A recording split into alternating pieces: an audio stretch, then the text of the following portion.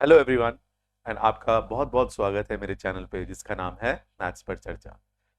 आज हम average series को आगे बढ़ाते हुए थर्ड क्लास करेंगे। इसमें मैं हाई लेवल थोड़े प्रॉब्लम्स डिस्कस करूंगा आपसे। इनका लेवल कैट से भी थोड़ा ऊपर है, बट अच्छे क्वेश्चंस हैं, आप लोग करोगे आपको बहुत फायदा होगा। So let's start. राइट, तो पहला क्वेश्चन है, आप लोग इसे पढ़ लो, उसके बाद देन वी विल कंटिन्यू।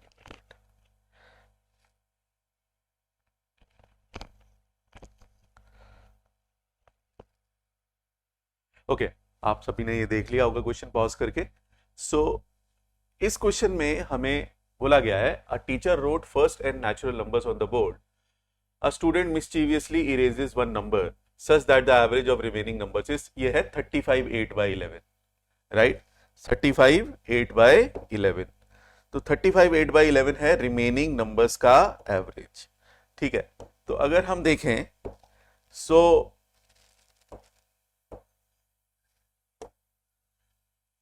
तो इसका क्वेश्चन का क्या मतलब है कि पहले one first and natural number लिखे हुए कितने हैं हमें नहीं पता, लेकिन एक स्टूडेंट आया उसने एक नंबर को इरेज कर दिया, हमें वो नंबर फाइंड करना है, राइट। लेकिन उसको इरेज करने के बाद जो बाकी नंबर्स का एवरेज है वो है 35 8 बाई 11।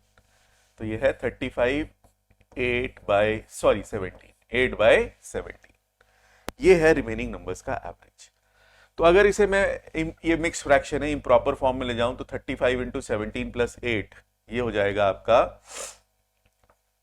17 5 85 8, ठीक है, 603 बाय 17, ये आ गया 603 बाय 17। अब ये है एवरेज। अब गाइस इधर ना एक बहुत इंटरेस्टिंग सी चीज मैं आपको बता रहा हूं, इसमें अलजेब्रा भी लगा सकते हैं लेकिन बहुत ज्यादा कॉम्प्लिकेटेड हो जाता है वो मेथड।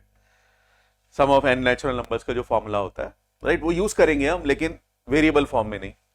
सो एवरेज हम कैसे डिफाइन करते हैं, मैंने आपको पहले भी बता रखा है। एवरेज हम डिफाइन करते हैं sum of observations upon number of observations.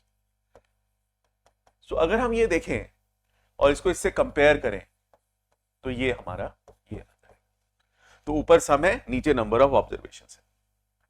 But इसमें सिर्फ एक समस्या है, समस्या ये है कि ये रिड्यूस्ड फॉर्म हो सकता है, राइट। हो सकता है कि नंबर न्यूमरेटर में बड़ा हो, डिनोमिनेटर में भी बड़ा हो, मल्टीपल हो, और ये रिड्यूस करके ये फॉर्म आई हो, राइट। तो इसका कैसे पता चलेगा?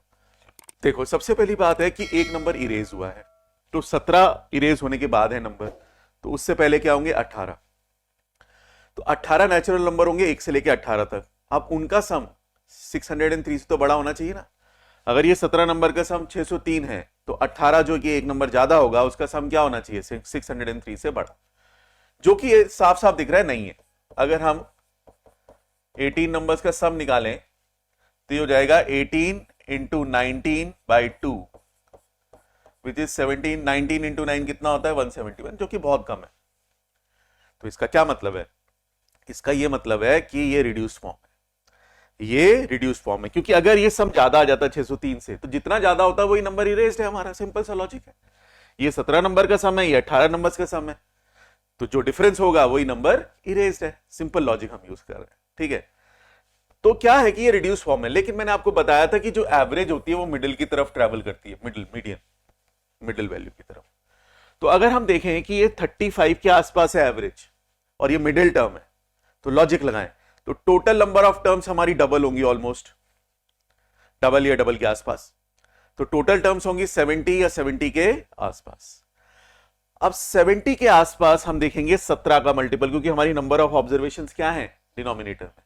तो 17 का मल्टीपल जो 70 के आसपास हो वो होता है 68, राइट। तो बहुत सिंपल लॉजिक है, देखो। तो 17 इंटू 4, मैंने इसको कर दिया यहां से 68, तो 4 गुना मल्टीप्लाई कर दिया, ऐसे मुझे ये भी करना पड़ेगा। तो ये हो जाएगा 603 इंटू 4 हो जाएगा 2412, 2412। तो एवरेज में इसको ऐसे भी लिख सकता हूं 4 से मल्टीप्लाई। अब 4 से क्यों मल्टीप्लाई किया? सिर्फ देखो एवरेज मिडिल की तरफ जाती है, मिडिल की तरफ जाएगी तो मिडिल टर्म अगर 35 के आसपास है तो total number of terms double होंगी तो 70 के आसपास होगी। तो मैंने देखा 17 का मल्टीपल 70 के आसपास कौन सा होता है 68, 4 टाइम्स, तो 4 टाइम्स मल्टीप्लाई कर दिया मैंने इसको भी और इसको, तो उससे मुझे ये मिला है। This is what I have got after that. अब आप समझो कि ये तो 68 टर्म्स हैं और ये उनका सम है, 68 टर्म्स का सम है 2412 और एक नंबर इरेज करने के बाद है ये एवरेज। तो ओरिजिनली मेरे पास नंबर होंगे कहां से कहां तक 69, 1 से लेके 69 तक।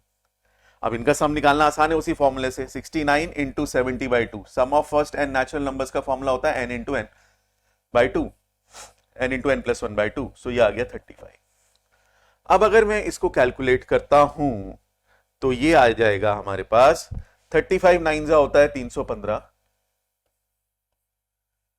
35 9 होता है 315, 35 6 कितना होता है, 35 6 होता है 210, राइट। 35 6 इज 210, 210 में अगर मैं 31 ऐड करूं तो ये आ जाएगा हमारा 41, 241, तो 2415, तो सम आ गया 2415। अब देखो 68 टर्म्स का सम है 2412, 69 टर्म्स का सम है 2415, तो इन्हीं दोनों का डिफरेंस क्या होगा, नंबर इरेज्ड। तो नंबर इरेज्ड हो जाएगा आपका 2415 minus 2412 which is 3।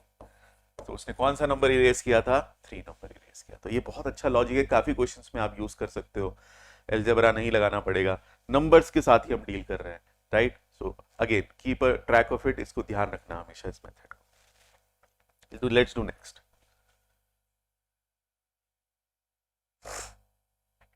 I hope आपने पॉज करके ट्राई कर लिया होगा। इसमें वो बोल रहे हैं the average height of 32 toddlers increases by 4 inches when 2 of them leaves this group. Leave करने पे बढ़ रहा है तो मतलब इनका एवरेज कम होगा, तो मैं 32 का एवरेज माना ए ले लेता हूं। If the average height of these 2 toddlers is 1/3, तो इन दो का जो छोड़ के गए हैं इनका जो एवरेज है वो 1/3 ऑफ ए है। The average height of the original 32, right, height of these 2 toddlers is 1/3 of the original average, तो ओरिजिनल एवरेज ए है तो इनका 1/3 ए है। Then the average height in inches of the remaining 30 toddlers, इनके जाने के बाद क्या है।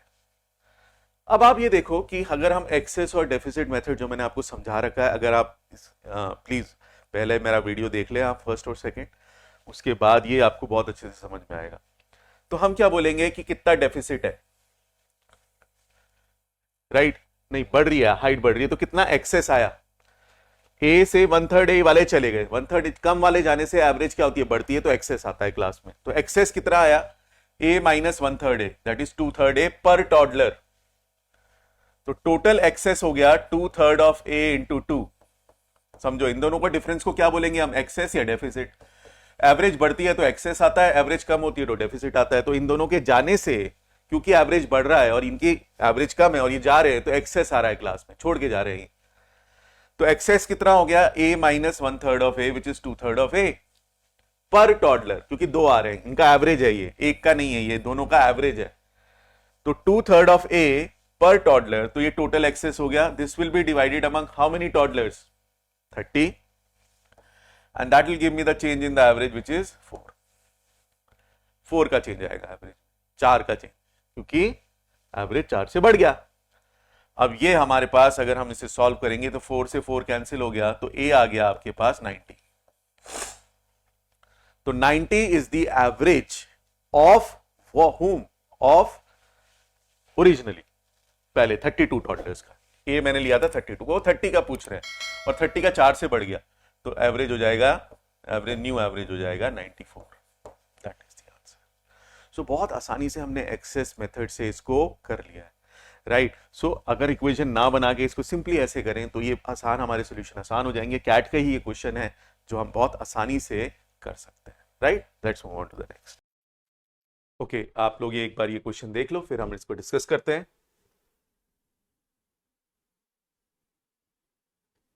ओके, सो आई होप आप लोगों ने ये पॉज करके देख लिया होगा। Let's discuss. सो इसमें बोला गया है कि Swati is a student in a business school, after every test she calculates her cumulative average. Cumulative average मतलब कि हर बार जैसे ही नया स्कोर आएगा तो हम उसको सम कर देंगे और ऑब्जर्वेशन भी 1 से बढ़ जाएगी, तो उसका मतलब कम्युलेटिव एवरेज होता है। जैसे 2 सब्जेक्ट्स का है तो 2 से डिवाइड करेंगे दोनों का टोटल करके, 3 सब्जेक्ट्स का है तो तीनों का टोटल फिर 3 से डिवाइड करेंगे, एंड सो ऑन। सो इसे हम कम्युलेटिव एवरेज बोलते हैं, ठीक है। After every test she calculates her cumulative average. FT and ES were her last 2 tests. 85 marks in FT increase her average by 2। अब आप ये समझो कि हमें ये नहीं पता कि पहले एवरेज कितने और कितने टेस्ट हो चुके हैं। सो लेट्स से कि एवरेज A है और पहले n टेस्ट हो चुके हैं। This is the average and these are the tests जो हो चुके हैं। अब यहां पे बोला गया कि एक नया टेस्ट हुआ FT और उसमें इसके 85 मार्क्स आए। 85 मार्क्स आने से एवरेज 2 से बढ़ गया। अब मैंने आपको एक्सेस और डेफिसिट समझा ही रखा है एवरेज के प्रीवियस वीडियोस में, आप देख सकते हो। ये इसलिए हुआ होगा क्योंकि उसने जो 85 मार्क्स स्कोर किया है वो पिछले एवरेज से ज्यादा होगा, वो जितना ज्यादा होगा उसे हम एक्सेस बोलेंगे। सो अगर हम देखें एक्सेस कितना हुआ तो 85 माइनस A, ये हो गया एक्सेस। और ये कितने सब्जेक्ट्स में डिवाइड होगा? अब पहले n सब टेस्ट थे, अब एक बढ़ गया n+1, और ये देगा हमें change in the average, increase in the average, और इंक्रीज इन द एवरेज 2 है। तो ये हमारे पास एक इक्वेशन बन गई।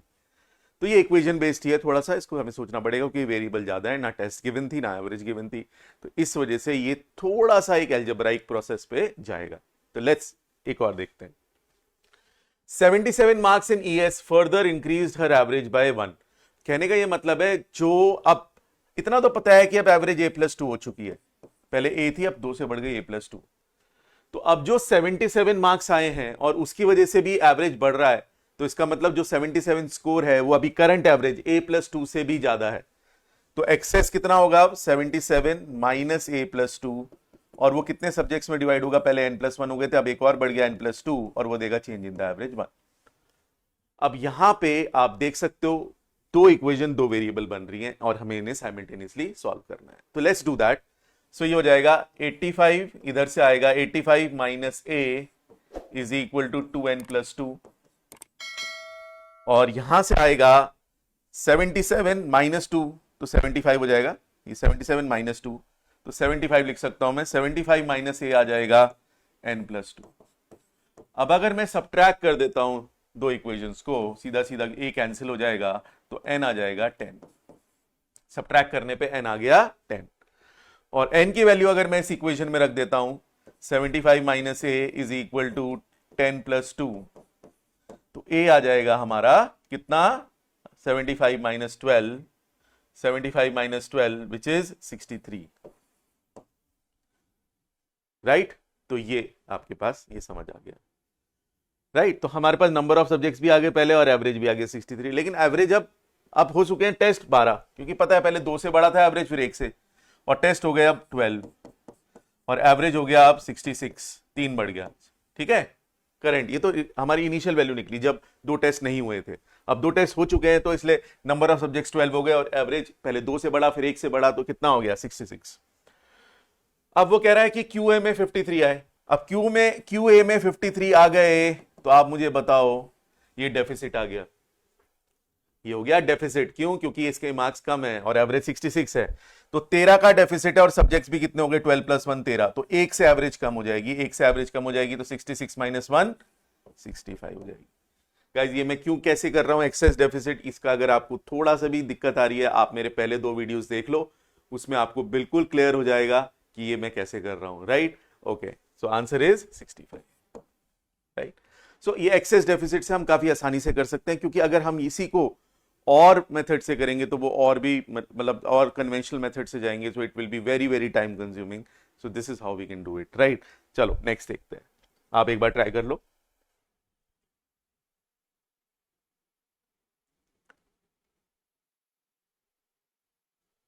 ओके, आई होप आप लोगों ने ट्राई कर लिया होगा। अब देखो ये क्या बोल रहे हैं। While entering the marks into spreadsheet obtained in 5 different subjects, Megha observed something peculiar. The spreadsheet was programmed to calculate the average after each F score was entered, and surprisingly, every time that the average calculated was an integer in ascending order. Right? In ascending order, the marks obtained by Megha are 73, 78, 82, 84, and 93. What are the 4th and 5th marks? अब ये ascending order है। ascending order मतलब जो marks छोटे से बड़े हैं। अब जरूरी नहीं है कि फर्स्ट में ही सबसे छोटे आए थे उसके। इज दिस क्लियर और नॉट? तो वो कह रहे हैं कि 4th और 5th में क्या हो सकता है मार्क्स। देखो हमारे पास ऑप्शन है, अब देखो बहुत इजीली हम कर सकते हैं इसको। वो क्या कह रहा है कि एवरी टाइम जो एवरेज कैलकुलेट करी गई वो इंटीजर है, मतलब पहले जब दो सब्जेक्ट्स हुए तो उन दोनों का सम 2 का मल्टीपल होना चाहिए, तभी 2 से डिवाइड करने पे एवरेज इंटीजर आएगा। फिर जो पहले 3 सब्जेक्ट्स के मार्क्स होंगे उनका जो टोटल होगा वो 3 से डिवाइड होना चाहिए, ऐसी 4 का 4 से डिवाइड होना चाहिए, 5 का 5 से डिवाइड होना चाहिए, तभी जाके इंटीजर आएगा एवरेज, राइट। सो अब इसी चीज को कैरी फॉरवर्ड करते हुए हमें तो फोर्थ और फिफ्थ एंट्री चाहिए। फोर्थ और फिफ्थ एंट्री अगर हमें ऑप्शन में दे रखी है, पहली क्या है 73 और 84, तो मैं ये कह सकता हूं कि बाकी 3 जो होंगी वो पहली 3 एंट्री होगी। तो 73 और 84 को अगर हम हटा दें तो हमारे पास बचता है 78, 82 एंड 93। अब मैं इसका सम देख लेता हूं, अगर ये 3 से डिविजिबल है तो ये फोर्थ और फिफ्थ एंट्री हो जाएंगी, सिंपल सी बात है। क्योंकि वो कह रहे थे कि हर टाइम जो एवरेज कैलकुलेट किया गया, जब एक एक स्कोर के सब्जेक्ट मार्क्स बढ़ते गए और जैसे जैसे एवरेज कैलकुलेट किया गया तो वो इंटीजर आया। तो इंटीजर आया तो पहले 3 जो, मतलब अगर ये फोर्थ और फिफ्थ एंट्री है जो कि हमें निकालना है तो ऑप्शन में फोर्थ और फिफ्थ एंट्री होगी, तो पहली 3 एंट्रीज जो होंगी वो ये होंगी 78, 82 और 93, और इनका सम, अगर इनका एवरेज इंटीजर आना है तो इनका सम 3 से डिविजिबल होना है। तो हमने ऐड किया तो ये हो जाएगा 160 प्लस 93 विल बी 253। अब 253, 3 का डिविजिबिलिटी रूल होता है कि sum of the digit 3 plus 5 plus 2 10 नहीं डिविजिबल है, तो ये दोनों पहली ये फोर्थ और फिफ्थ एंट्री नहीं हो सकती।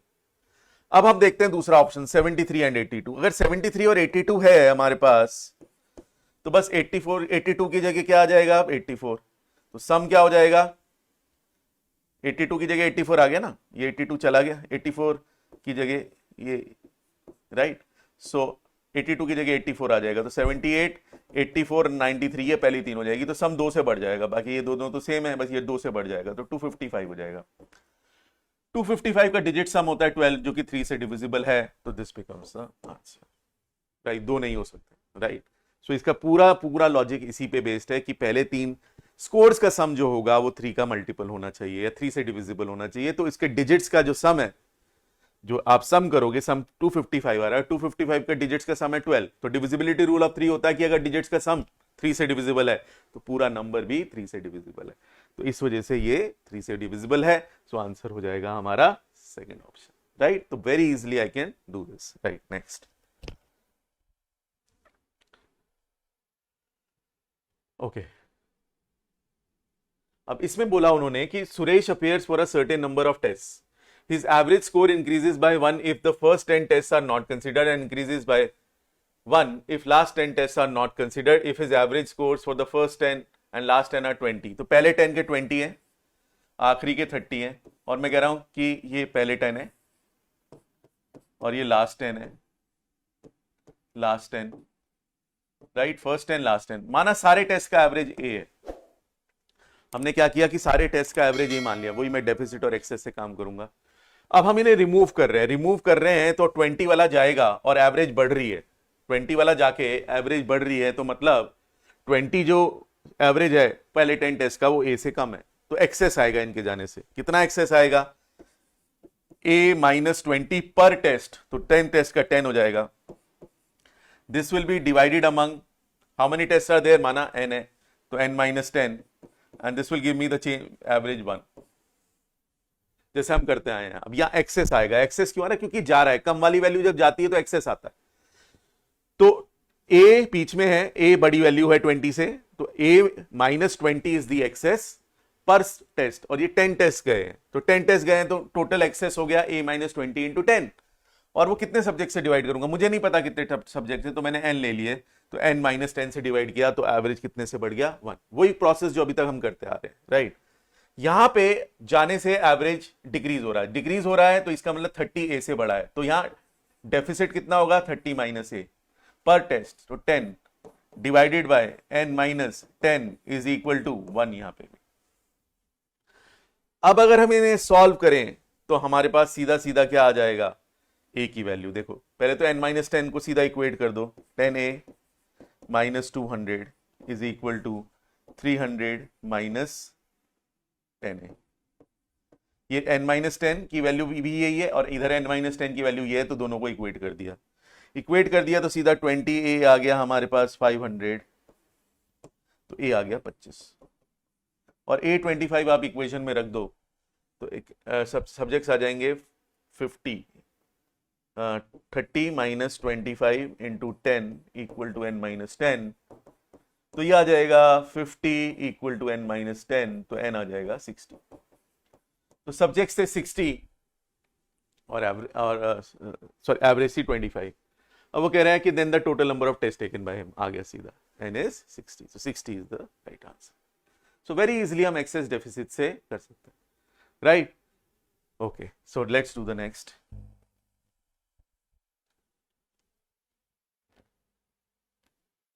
आप पॉज करके ट्राई कर लो एक बार।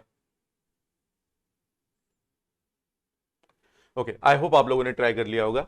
Rakesh and Girish are among 10 students who write a CAT exam. ठीक है, 2 स्टूडेंट है अमंग 10 स्टूडेंट्स, मतलब ये गिरीश और Rakesh are the part of those 10 students.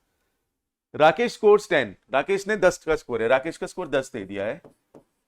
The average score of 9 students other than Girish, तो गिरीश को छोड़ के 9 स्टूडेंट्स का एवरेज 6 है, तो टोटल कितना होगा? Total equal to 9 into 6, 54 other than Girish, other than Girish को छोड़ के जो टोटल स्कोर बना 9 स्टूडेंट्स का वो है 54।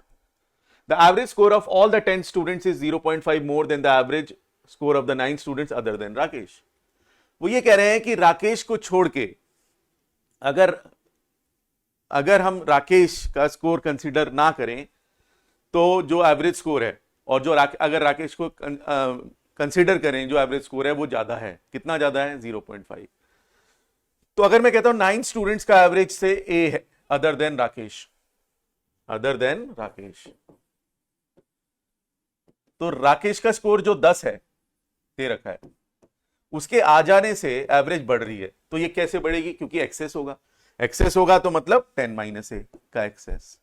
Now this will be divided among 10 students, क्योंकि पहले 9 थे, अब राकेश आगे 10 हो गया, and this will give me the increase in the average which is 0.5। तो 10 minus a is equal to 5 हो गया, तो ए आ गया हमारे पास 5। मतलब पहले एवरेज राकेश को हटा के क्या है एवरेज? राकेश को हटा के एवरेज है 5, तो राकेश के आने के बाद 5.5 बढ़ गई, तो जो 10 के 10 स्टूडेंट है उनकी एवरेज है 5.5, ये मान के हम चल सकते हैं। ए was the average other than Rakesh, और ए की वैल्यू आ गई 5, और हमें पता है कि अभी राकेश के आ जाने से 0.5 बढ़ गया एवरेज, तो सारे 10 जो जितने भी 10 स्टूडेंट्स हैं उनका एवरेज कितना हो गया? 5.5, तो टोटल हो गया 55। अब मुझे बताओ यहां पे पूछा क्या है? गिरीश का स्कोर। गिरीश के अलावा टोटल था 54, और सारे 10 स्टूडेंट्स का, जितने भी 10 स्टूडेंट्स हैं उनका एवरेज है 55, तो what's the difference? 1। 55 minus 54, 1 is the score of Girish. So again we can very easily do it by excess and deficit method. So I hope you follow this. This is very, very important. Okay. Let's move on to the next.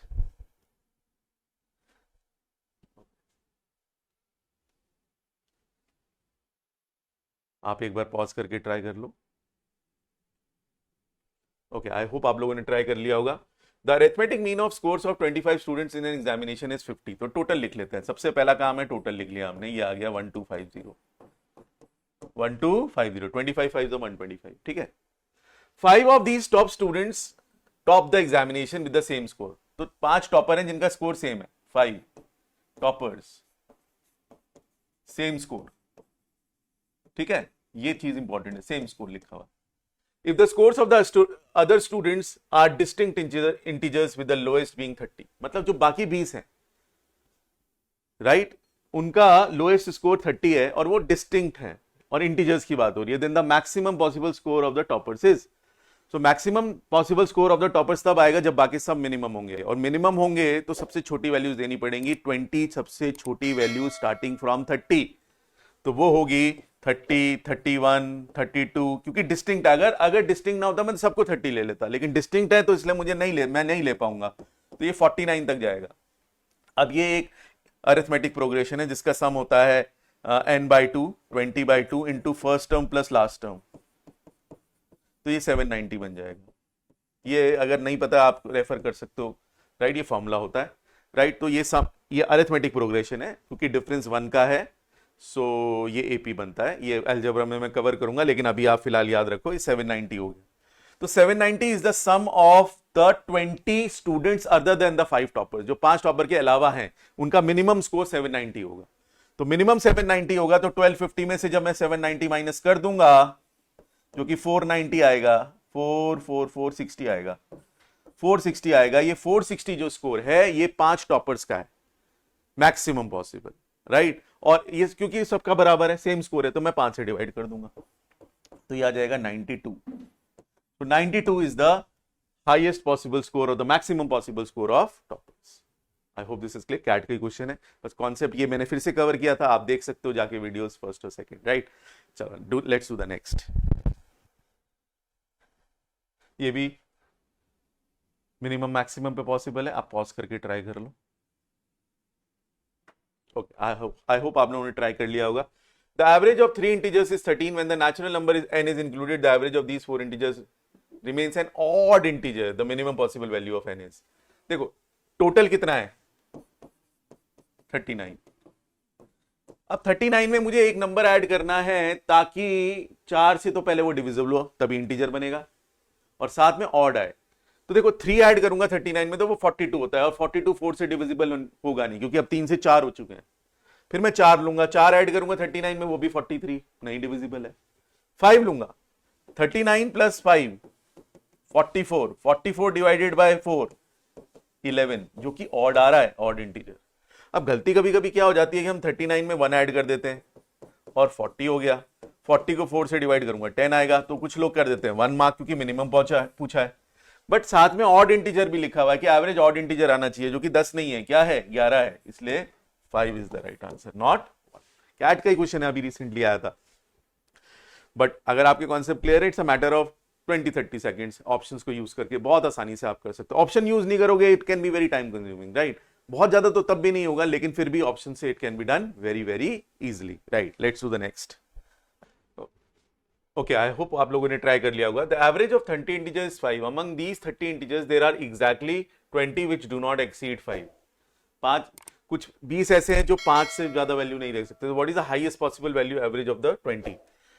ये तब होगा जब बाकी जो 10 हैं, पहले तो total कर लो आप, कितना हो गया 30 का, 30 इंटू 5 150। अगर उन 20 को मैक्सिमाइज करना है आपने, उनका एवरेज, तो बाकी जो 10 बचे हैं उनको आप मिनिमम वैल्यू लोगे। तो 5 से ज्यादा मिनिमम वैल्यू 6 होती है, तो 6 इंटू 10, मैंने सब कुछ 6 मान लिया क्योंकि मिनिमाइज कर रहा हूं, तो 60 हो गया। तो 150 में से 60 गया, कितना हो गया 90। तो 90 is the maximum some of those 20 integers. तो 90 को अगर मैं 20 से डिवाइड करूंगा तो आंसर आएगा 4.5। 4.5 इज द आंसर। सो यही एक सिद्धांत है मैक्सिमाइज और मिनिमाइज का। जो भी आपको मैक्सिमाइज करना है उससे दूसरे वाले मिनिमाइज कर दो, अगर मिनिमाइज करना है तो दूसरे वाले मैक्सिमाइज कर दो, right? That is how we do these kind of questions. I hope you like the video, guys. Please do subscribe to my channel, like it, you know, जितना forward कर सकते हो करो। अभी very soon I'll be bringing a very different kind of a series, right? Live sessions will be there, right? I hope you like the session. Please stay with me, right? Take care. Have a nice day. See you soon.